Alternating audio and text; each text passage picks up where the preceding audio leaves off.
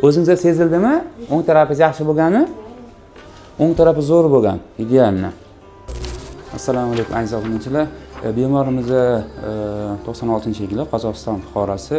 Bundan 2 oy oldin eshik pasayishi bilan shikoyat qilgan. Demak, ikkita quloqdan operatsiya bo'lgan Qozog'istonda, lekin eshik yaxshilanmagan.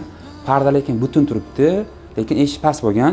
Biz reviziya qilib quloqni ochdik va o'rta quloqda suyakchalar qotib qolganligi aniqlandi va o'rta quloqda osteokloplastika, ya'ni suyakchani o'rniga protez sun'iy suyakcha qo'ydik va mana eshitishni holati mana shu o'ng quloqni qilganimiz normagacha ko'tarilgan. Oldin 47 detsibel edi, hozir 23,5 detsibel. Hozir o'sha pardani bitta ko'rsataman sizlarga ham. Operatsiyani quloqning ichidan qilganmiz.